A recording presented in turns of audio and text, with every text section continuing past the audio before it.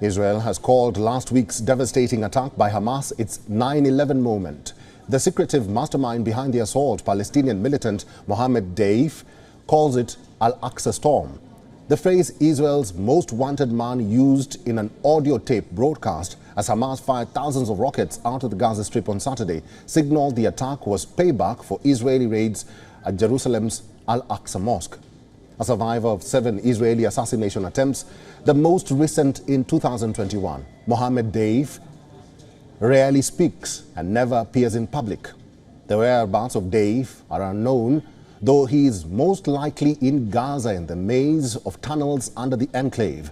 He is the commander of the Hamas group's military wing, Al-Qassam Brigade.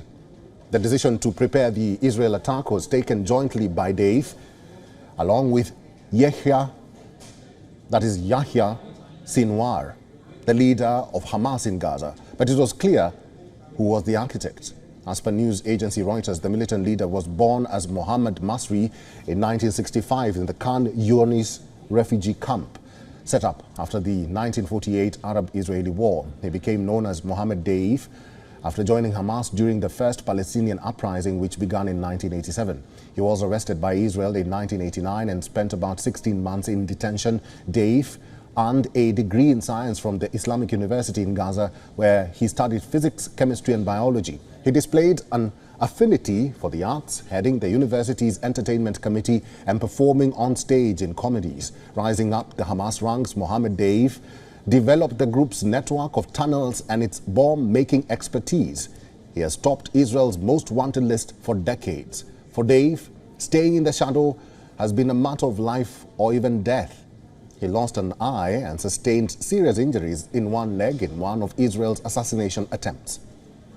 His wife, 7-month-old son and 3-year-old daughter were killed by an Israeli airstrike back in 2014. He does not use modern digital technology such as smartphones. Mohammed Dief is elusive, a man in the shadows. But why is Al-Aqsa Mosque at the heart of this current escalation? Al-Aqsa site, located in Jerusalem, holds religious significance for Muslims, Jews and Christians. It is the third holiest site for Muslims in the world. Israeli police often conduct raids on this site. One such raid on the holy site was carried out in early April in 2021. This was during the month of Ramadan. This triggered violent conflicts and had set off 11 days of fighting between Israel and Hamas. Over 1,200 people were killed in Israel and 2,700 were injured. It is believed this time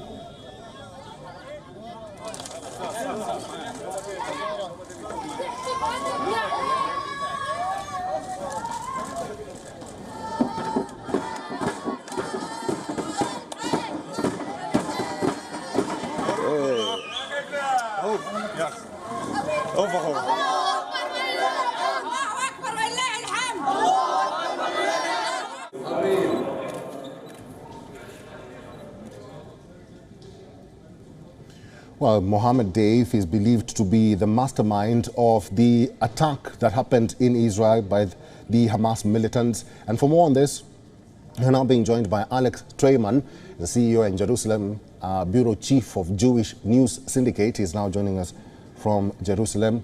Thank you very much, Alex, for joining us at this hour. I will start by asking you, in your recent article on what happens next, you mentioned broken security establishment mindset. You take us back to the Yom Kippur War, the Oslo Accord, and also the Gaza disengagement. And you are questioning the willpower of the current administration. Briefly tell us where you are going with that point. I think that what we're seeing right now is the failure of the Land for Peace formula. The Gaza Strip was the pilot project for a Palestinian independent entity along the lines of a two-state solution. And the Gaza Strip was gifted over to the Palestinian Authority, which was almost immediately overrun by Hamas. And Hamas has been running Gaza as a fiefdom for the last 18 years, and Israel has suffered countless attacks, probably 20,000 plus rockets fired at it since over the last 18 years, numerous attempts at infiltration, and now the worst massacre in Israeli history, especially particularly in the last 50 years. And I think that there's going to be a complete and total rethink now about the idea of handing over land to the Palestinians and also kicking the can down the road and allowing for terrorist entities to build up weapons which can only be used to attack and massacre Israelis. Alex, we have been receiving reports of Hamas leaders being killed in retaliatory strikes by Israel, with the latest being the Hamas mastermind behind the attack. How do you react to these reports? I think that really all Hamas leaders should expect the same fate, because Israel is completely and totally fed up with Hamas. What Hamas has done to the Israeli people, they think that they've just killed 1,200 people and injured 3,000 more, but they've awakened a beast.